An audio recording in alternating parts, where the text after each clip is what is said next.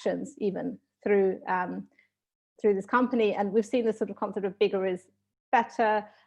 This shows up in wealth differentiation between sort of the highest paid and the lowest paid. And we see as well that in terms of the supply chain, that the people at the top of this chain have very little relationships to what is happening at the bottom of the chain. And it's an extractive relationship. And I think we sit within this framework. And so if we look at the aid industry, the aid sector, I say industry, and that's purposeful because I do believe it is an industry. We look at the aid sector, and I think there's three parts of our story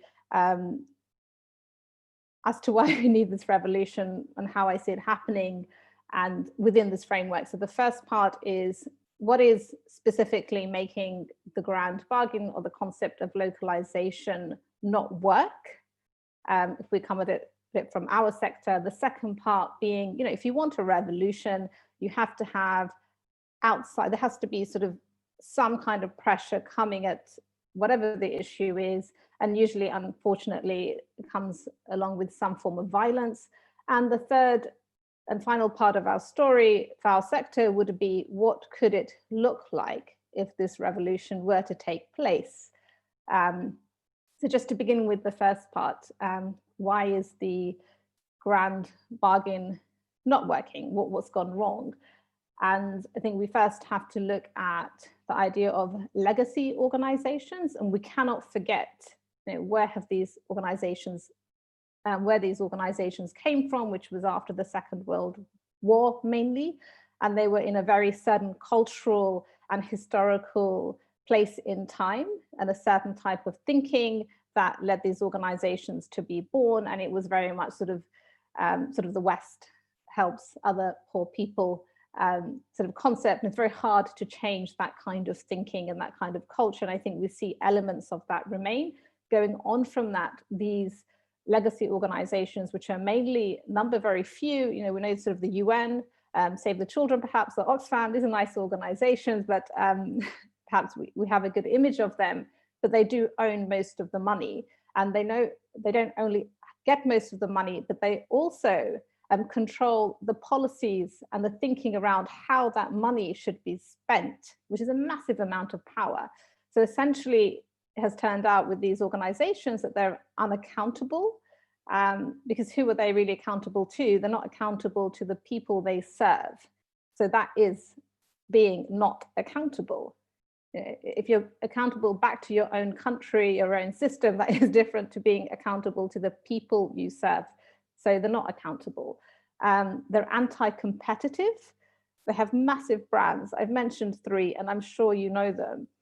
And they take up the entire space. So if you're a new organization, whether from the South or the West or wherever you happen to sit, how would you ever compete for space in this, in the current system, which is not only prohibitive to sort of new Syrian organizations coming up in the face of the Syrian conflict, or perhaps in Bangladesh in the face of the Rohingya crisis. What we see is that this money is already going somewhere else and you cannot compete. So it stops innovation. So we always want to see innovation in every industry, but it's prohibitive. We don't see innovation coming up. And it functions as a cartel because these few organizations have a controlling stake in the industry. So they control the policy, they control the money, and they control the thinking. On top of that, we also look at what does it look like if these organizations sort of come into sort of Nairobi or Jordan, where I was for a while, and you see a massive amount of wealth disparities. So being in Jordan, I saw it mirrored what happens in other places. So you have a crisis and a lot of people fly in, and along with that is this, what I viewed as an excessive lifestyle. It was incredibly elite, and people who flew in on contracts in the current aid sector had a lot of money, and that is very, very different to what you see with what's happening in the crisis. They have an elite lifestyle and they're foreigners. They are outsiders coming in. And on top of that, there was a lot of mental health issues and burnout.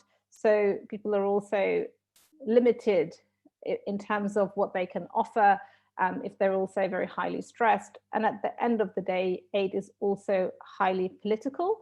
In the first part of our story, why is it prohibitive? Just to remind ourselves to change, is that aid is political, whether we look at how America is supporting abstinence tied to aid, rather than sort of educating about contraceptive, or it's tied to how Europe gives money to Jordan or Turkey or Libya to stop refugees, essentially refugees or economic migrants coming into Europe. So it's political. So these are sort of, I'm sure everybody could think of a few more. It's easy to think of stop. There are good things out there, but these are sort of the major things that are stopping change, I would say. And the final question that I would pose in this first part of our story, is aid inherently racist? I think that's a very difficult question to even ask, because so many people in the sector mean well, they're genuine and they mean well, and they want to change the world for it to be a better place. So if you're asking people, are you racist? How do you even have that conversation? Do we just change it then to subconscious bias? I don't know. I can't give you the answer, but I think it's a conversation worth having. So those are the stop things. And I have 2 slides here that we can look at for a bit more information about the statistics and sort of the numbers, that who controls the aid space. And I don't know if it's yeah, so we can kind of have a look at that. I think it's more for reference for everybody here, so how much the sector is worth and where it's going. I've actually labeled it an opportunity, because when we get challenges in the business sector, we say it's an opportunity for change. So I've said, you know, this is where we stand, and then we can look at the opportunity. So, and then we have the next slide, which is just the challenges for local organizations, more so about the fact of so many, maybe not this one. This one was my last slide. Yeah, this one, that's fine. Basically, local organizations, if you're small, nobody knows you're there because you cannot be visible, you're drowned in paperwork, nobody trusts you.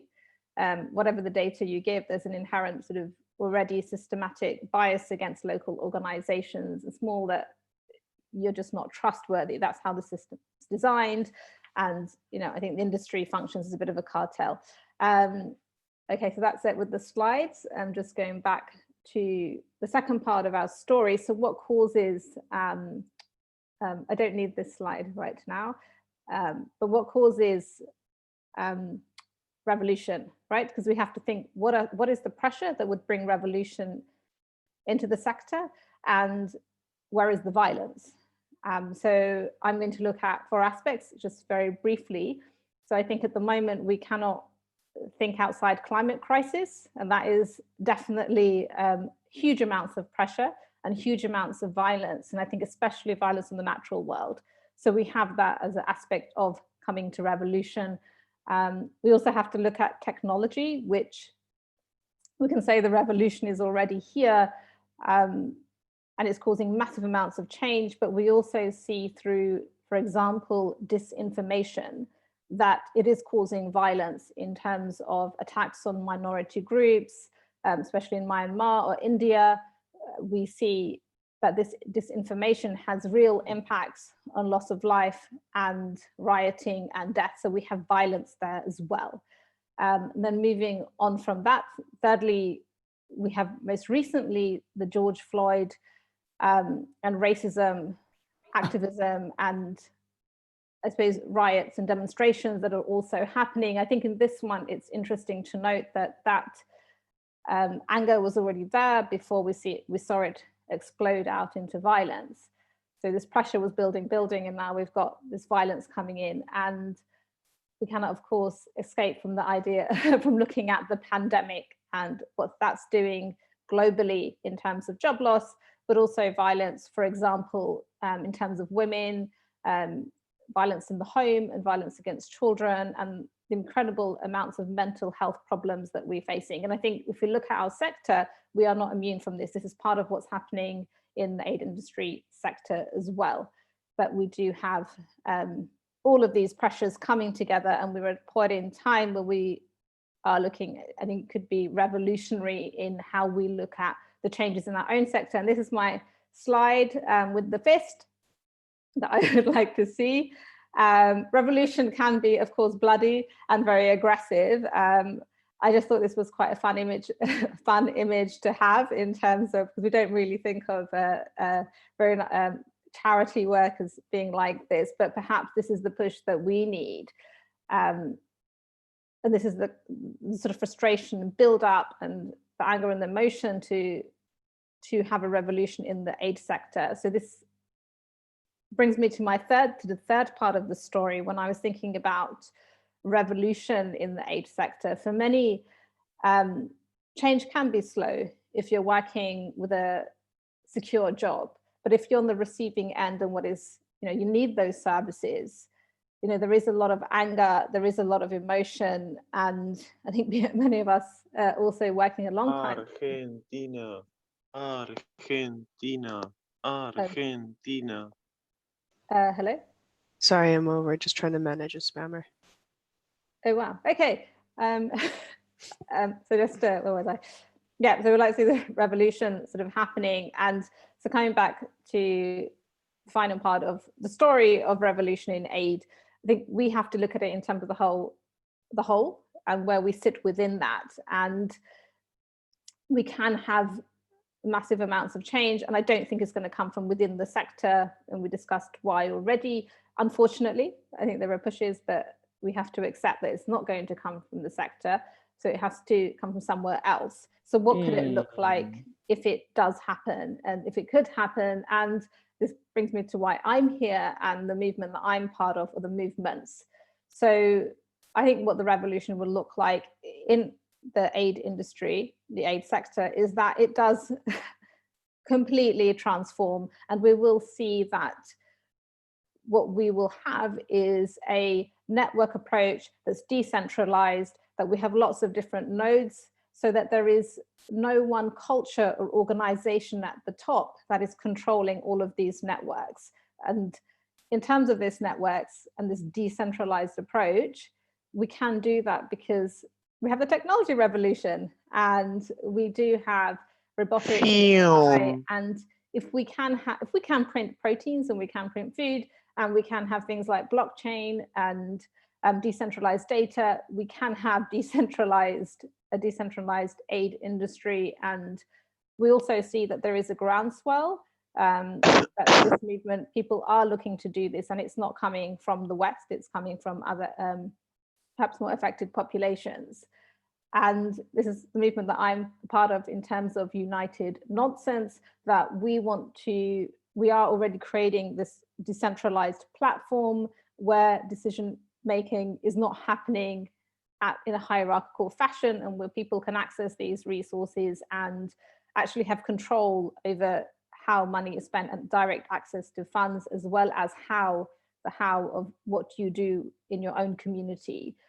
We're also looking at, through United Nonsense, that we want a message in every university to young people who are coming into the aid sector and expecting that career job. What really is their role?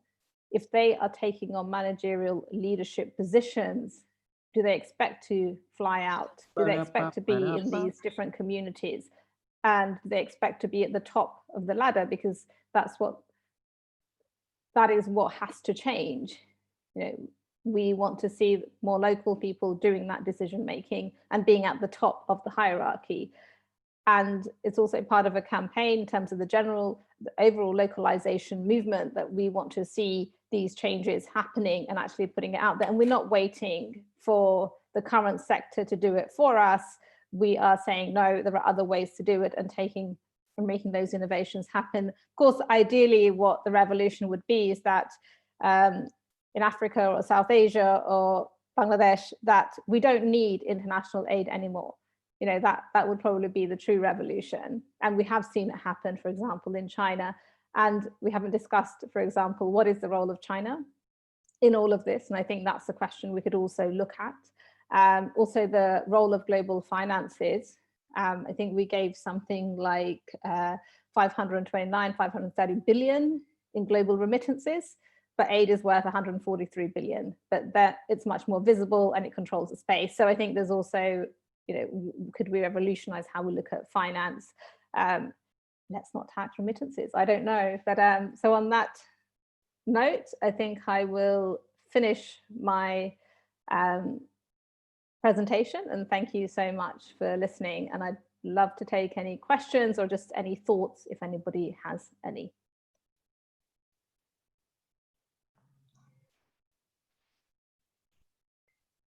Thank you, Ummul. Emma? Emma, you can, okay. Okay, we just have a small, tiny technical problem. It won't last.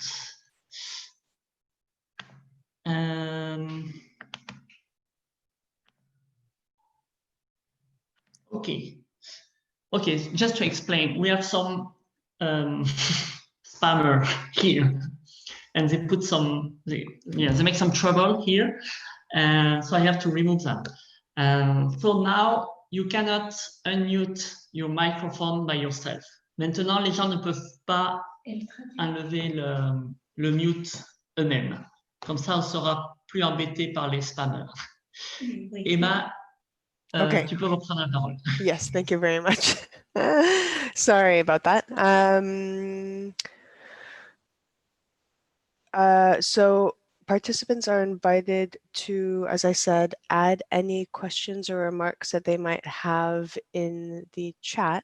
In the meantime, I'm wondering if this could be a good time, Guillaume, to look at some of the results of the survey questions, if you have those available. So we have quite an even divide on the first one. So are you actively participating in any movement or networks to change how the aid system works, which is quite interesting, I think, considering we're all in a similar sector. Ummul, you can also speak to these if you'd like. Do you consider it necessary to have a new system of development or adapt the current system? Yeah, I think it's fascinating, actually, because I didn't say, you mentioned in the introduction, I've spent a long time working in the sector, and I worked mainly with the Syrian refugee crisis and in the Middle East. And for me, it felt very black and white. Maybe it felt very black and white that we showed up. So I was working, I would say, part of a Syrian organization where I did feel very much that my role was more administrative, and I did everything from the photocopying to actually running the organization. But we saw that there was when the crisis happened in the Middle East, you did simply see an entire load of foreigners show up in Jordan and drive up the rents and drive up the prices for everything. And they had very little knowledge of the local economy, culture, socio-political reality, and did not speak the language. Few people spoke Arabic, and yet here they were in senior roles.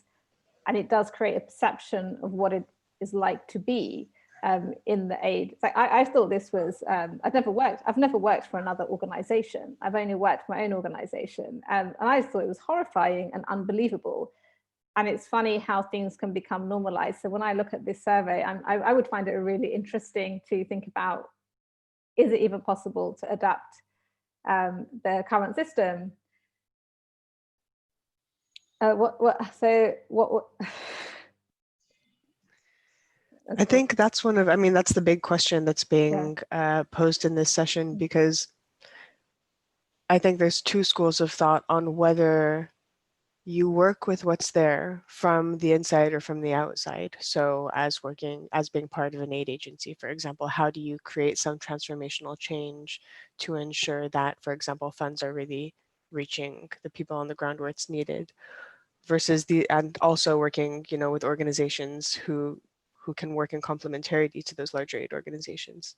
And then there's the other school of thought that, as you were talking about, Ummul, is much more, I think, revolutionary in its approach. And yeah, so it does beg the question, what needs to happen in order for real change to take place and positive change to take place? And there's obviously going to be many different positions on that. Again, if any of the participants have interesting experiences to share, you're very welcome to. There's an option at the bottom of the screen. If you click on participants, you'll see that you can raise your hand. I think you might have to allow this functionality.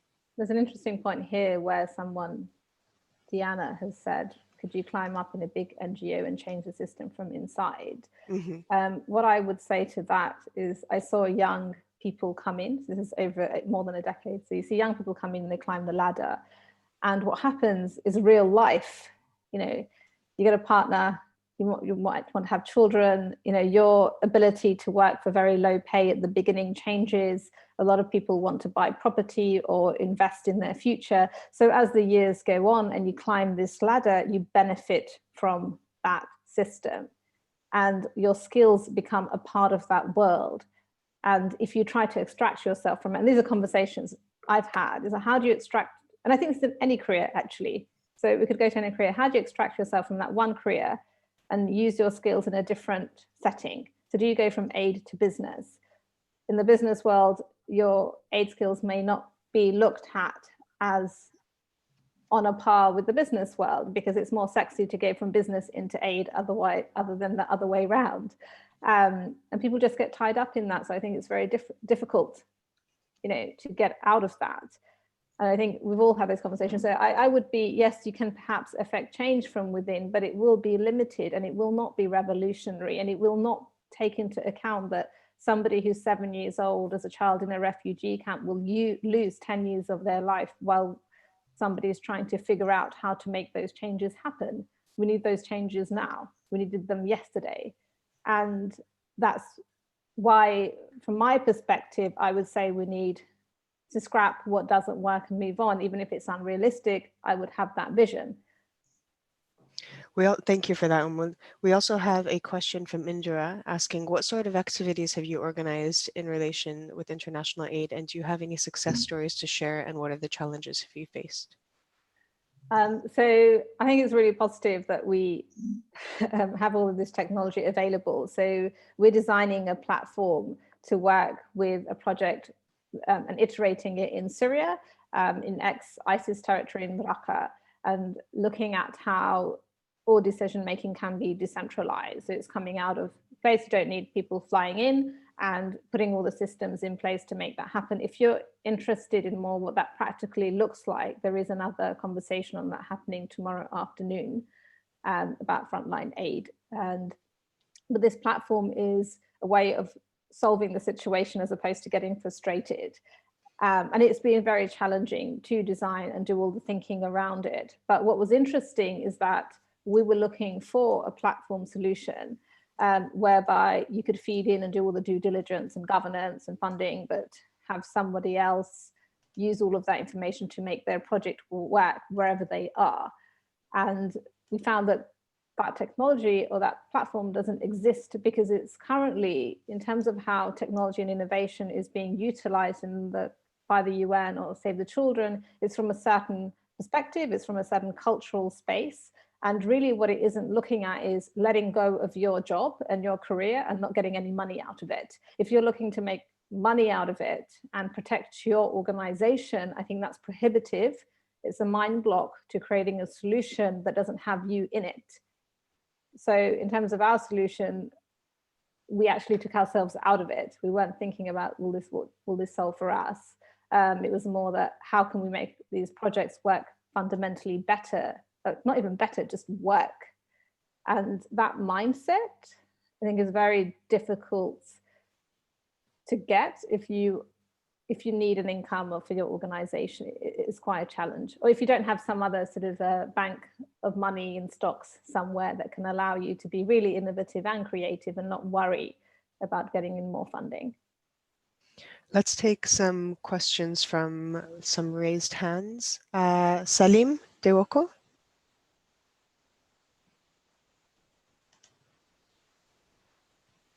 Salim, are you with us? I see that his image is frozen. So oui, je suis là. Okay. Oui, je suis là. Sorry, carry on. Oui, en fait, ma question consiste à savoir, parce que je vois dans l'intervention de l'oratrice, c'est qu'elle a sorti vraiment des idées très intéressantes qui concernent le développement, c'est-à-dire des organisations. C'est-à-dire, son idée, si on voit bien, cette idée sort sur le fait que des organisations doivent compter sur leurs propres ressources, leurs propres revenus. Alors, ici, je vois, ça dépend des différents contextes du pays.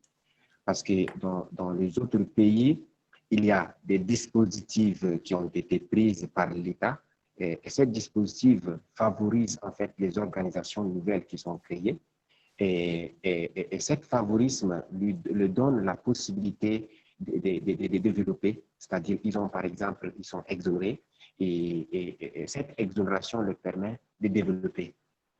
Alors malheureusement, je prends par exemple le cas comme la République centrafricaine. Alors, si une organisation qui s'implante et il n'a pas vraiment de financement de l'extérieur, et moins encore, il n'a pas eu de l'exonération, et cette organisation ne peut pas du tout vraiment résister, ne serait-ce que même une année. Parce que le taxe qui viendrait vraiment frapper cette organisation va vraiment lui empêcher de progresser. En fait, si on voit bien dans son idéologie, il est très bien de penser sur l'évolution personnelle qui vient de l'organisation. Mais ça dépend du contexte du pays. Alors, pour le pays comme la République centrafricaine... Salim, parce que, désolé de t'interrompre, mais comme je vais devoir traduire et c'est un long discours déjà, est-ce que vous pouvez arriver à la question pour faciliter l'échange? Oui, la question. Comment peut-on faire pour les pays qui n'ont pas de dispositifs d'accompagnement des organisations de la société civile là, comment nous pouvons faire pour compter sur nos propres ressources ou pour générer nos propres ressources en dehors des financements extérieurs? Ok, merci. Ouais. So Salim was coming back to the point, Ummul, that you were making about how organizations must to a certain extent rely on their own resources. And he said, depending on the country and the context, there are certain conditions created by the state that favor the survival of some organizations over others. And he was talking about in Central African Republic, specifically, a lot of organizations find it difficult to access external funding or funding at all, and a lot of organizations don't survive. So his question is, how do you foster that kind of support, especially for civil society organizations in countries where a lot of support doesn't exist? How can you create an environment in which CSOs can move in the direction of generating their own resources in order to avoid some of these traps that you've been talking about? I find your question excellent because this is exactly what we're doing in Syria. Bearing in mind that it's, I won't go into that too much, but we've faced all of these issues and probably very similar to yours. This is why one of the solutions we think is having a decentralized way of working so that you can have local expertise choosing how to make those decisions on the ground, because it can look very different from town to town in terms of power structures and country to country and community to community. So I think what we saw was that you can't have one solution that is imposed and then you sort of mirror it. Great, it worked in Bangladesh. Let's go to the Central African Republic and do it there. We don't really have that mentality. So I think you can have a decentralized network where you can put resources into and people can access those resources and also have direct control of their data.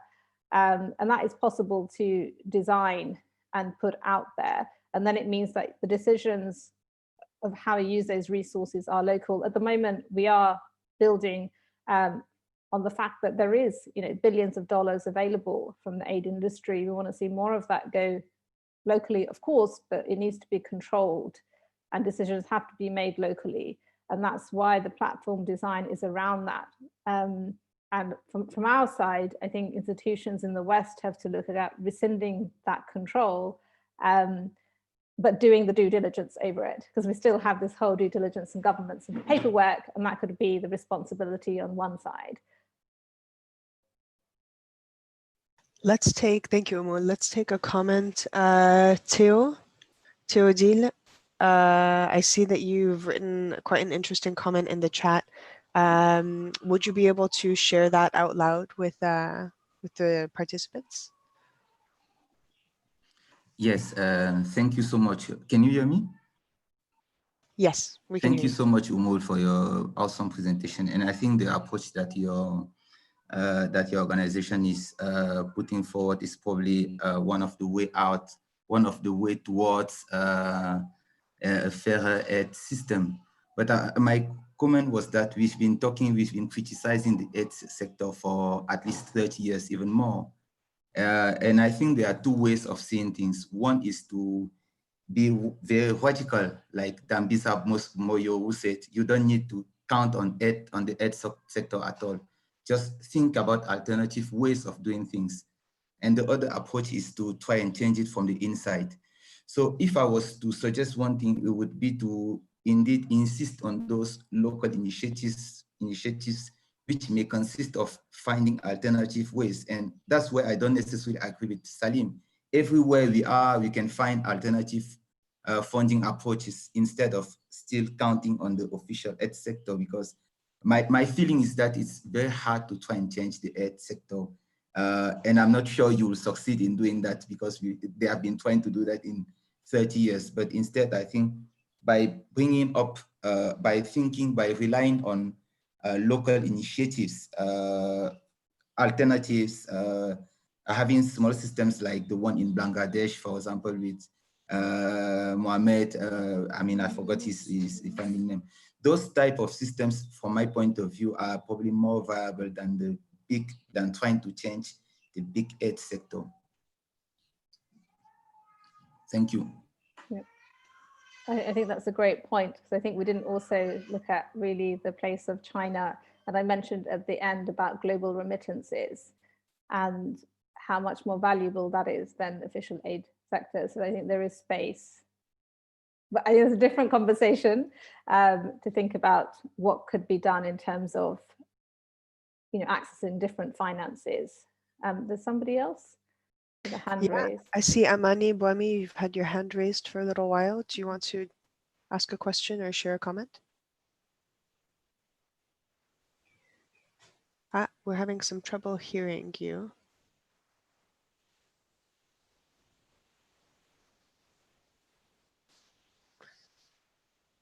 Emma, while we are sorting out this technical thing, maybe can I add something to what Trudy has just said? Yeah, I think actually there could be too many strategies to shift the system actually. So it also depends on your context and your own as an individual. What is your power for change? What is your power to act, and what can you do? So I don't think it's kind of white and black or black. It is much more what maybe for each of us to ask ourselves the question is, what am I doing is trying to shift the system, and I know Umo, actually your point is like the small steps are not working. We need a kind of radical change, but then it is for each of us to just think about what can be the radical change I can make. And when it comes to civil society organizations, it is how can I change even that system when I'm working in a much more dependency. So how can I reduce even my dependency to that funding, to that system, and try to fund alternatives? So I think it's all the whole purpose for today's topics, because there will be too many other topics about local fundraising, about how to build relation with communities we are serving, because most time even CSO lose kind of legitimacy in acting in the name of communities. So first it is like cleaning our house, trying to be strong organization. How are we investing in our own organization so that we can be strong and try to shape something? So I will say, please don't hesitate to join other sessions too, because they are bringing some other answers. And this session was bringing an angle, and there is too many other angles to look at during the day, and that may help actually. So that was my only comment, Emma. Thanks, Mireille. Let's try Amani again. Let's see if your sound is working. If it's not working, then I propose you add your question in the chat. So you'll try to unmute your microphone. Yes, can you hear me? Yes, we can hear you. Go ahead. Thank you. Thank you for presentation. My point was on when we are talking about big and huge organization and small organization. I mean, we should also understand that I mean, the problem is not the organization. The problem is not the sector aid, the aid sector, but why we have so many NGOs, so many organizations in Africa. I'll be specific on Africa. It's because also the state or the government is weak. Because the government is weak, this is leave a huge place and huge decision place for these aid sectors. That's why in several countries, sometimes the NGOs, international or national or even UN agency, they are doing many things that the government is not even able to stop them. When the government is not able to organize or to give to citizen capacity to respond, that will bring problem. So I think it's also, if you want to change things, we have to strengthen the government instead of thinking that NGOs or organization aid sector will reduce their way. If the government is more organized, so the aid sector will reduce its influence on the people, even on the community. So this is kind of relation we have in Africa, but also I want also to maybe to underline one thing. If you look in CAR, in Central African Republic, in Niger, in Mali, in several Africa countries that was colonized by some Western countries, when NGOs from this Western country are coming, you are still thinking some link on the history based. So this also puts the aid, the sector aid in a way where it's not only humanitarian we are doing. Sometimes look how embassies can influence NGOs. Look how donors, they can influence NGOs. Based on my experience, I've been in a local NGO, national, international, and in UN. So I know how the donors, they have power, how politically they can change even the ideology, the vision of international and these big NGOs. So we can have local initiatives that are good, but we need to have strengthened government. And when we are talking about nexus, we are talking about to strengthen capacity of the government. All these are theories. We know how they are coming. They are being with projects. And usually when you have big organization, they are doing copy paste. Even they will hide behind saying there is a need evaluation. It's copy paste. We did this in Haiti, you come and do it in Nigeria. So this is very, sometimes it's wrong even the what we are looking for. So you have human being is not again on the center of sector aids. So I mean it's more political than humanitarian. Over. I would have to, that was the beginning of the talk, and I would have to agree with a lot of what you say, which is why, again, I would emphasize, we talked about the outside pressures. So if you think about the anti-racism movement, that's a huge, that is also within these international organizations. And it's a conversation that has to be a bit more open, as opposed to, you know, you're just bringing up, well, you're just saying I'm racist again. And it's not, I think we have to be a bit more that it feels actually very black and white. So if you speak, or if I have spoken over the last few years in a context where you're talking to local organizations, or, you know, even the language around it, beneficiaries, is like there's one idea there. And then if you talk to people who have career-orientated humanitarian aid jobs, they have a much slower way of thinking, and it has to be done step by step, and recognize there are a few problems. And I think that's why we need a revolution, because we're all saying the same thing, but it's not going to come from within the sector, and there has to be a passion. But, you know, I think these outside pressures, and with technology and the ability to have networks, you know, we can, because the great majority of people, the other side of it is, they do want to give this money to people who don't have as much. This money is available. It's just how is it being used that we have to change as part of the revolution. Excellent. Let's take a question from Pierre Belinga. If you could unmute your microphone.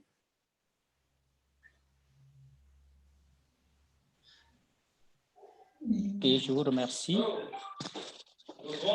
Je voudrais d'abord commencer par remercier Ummul Choudhury pour sa présentation. Je voudrais tout simplement apporter une petite contribution à sa présentation. Et cette contribution, elle est en rapport un peu avec un travail que je suis en train de faire actuellement sur une critique de l'aide internationale à partir d'un examen des fondements même de cette politique d'aide internationale. Il faudra noter ici que le système actuel de coopération internationale, sur sa base normative, poursuit une idée de justice globale.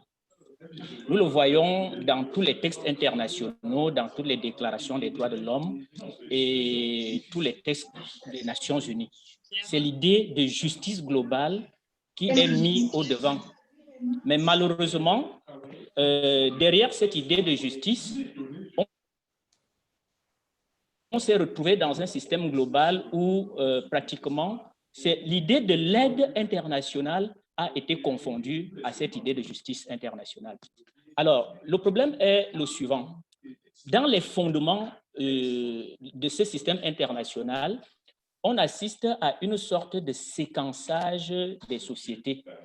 Vous pouvez retrouver ce séquençage dans les textes d'un philosophe politique comme John Rawls, qui parle ici Pierre, excuse-moi de vous interrompre. De sociétés bien ordonnées. Encore une fois, je vais vous demander d'être un peu concise parce qu'il va falloir que je fasse la traduction et on va encourager la discussion après.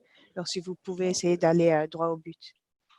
Oui, ici, je voudrais, ma contribution, c'est tend à dire que nous devons, si nous voulons révolutionner le système actuel de l'aide internationale, questionner les fondements qui nous ont conduits à ce système d'aide internationale. Et ces fondements, c'est le système inégal du système actuel de coopération internationale qui opère un séquençage entre des sociétés, entre guillemets, bien ordonnées, des sociétés entravées par des conditions défavorables, des sociétés hors la loi, comme on le retrouve dans les textes de John Rawls. Ok, merci beaucoup. So Pierre was thanking you, Ummul, for your presentation. He is also working on a critique of international aid. And he said that the current system pursues an idea of global justice, but unfortunately behind this idea, international aid has been confused with global justice. And that if we want to revolutionize the system, we have to question its foundations, which is based on a system of inequality within the context of international cooperation. Can I just say that listening to everybody's comments, it does feel like we're still at a revolution because there is this frustration with the current system and we are on repeat. And that is why I think we do need to look at other solutions that are not coming from organized.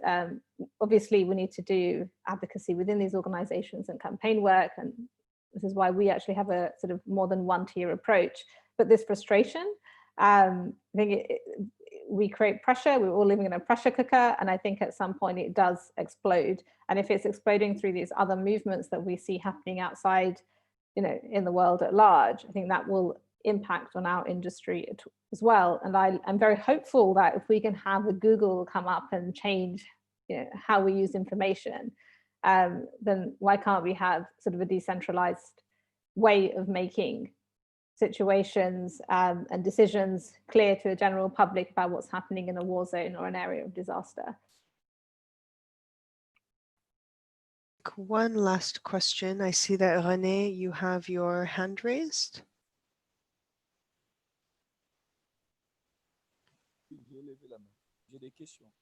Ah, je vous entends, mais c'est de très loin. Je dis que j'ai levé la main, j'ai des questions. Oui, allez-y. Tout d'abord, je tiens à remercier la conférencière, même si je comprends très difficilement l'anglais, mais ce n'est pas le problème. J'ai 3 petites questions. Ma première question, c'est de savoir comment percevez-vous le changement? C'est-à-dire que, parce qu'il faut d'abord, quand on arrive au niveau de cette thématique, il faut savoir comment on perçoit le changement dans nos organisations. Et ma deuxième question, est de savoir, est-ce que ce changement est-il toujours comme étant la solution à nos problèmes, ou bien il vient encore aggraver encore les situations qui existent? Et la troisième question, j'ai suivi, il y a eu un certain nombre d'éléments qu'on a essayé de numérer, mais moi, je veux un peu savoir, est-ce que la pauvreté, la corruption, l'exclusion sociale ne constituent pas en quelque sorte les modèles ou bien les moteurs qui poussent au moins ces organisations-là à aller vers un changement? Souvent, c'est ce qui se caractérise en Afrique. Et ma toute dernière question, si je voulais que la communicatrice nous partage un peu les limites, les contraintes et défis de la plateforme. Et ce partage-là serait quand même un peu profitable pour nous pour savoir dans quelle mesure on peut aussi capitaliser sur. Merci. Okay. René asked several questions. I'm going to start with a couple and we'll see how far we get considering we only have a few minutes left.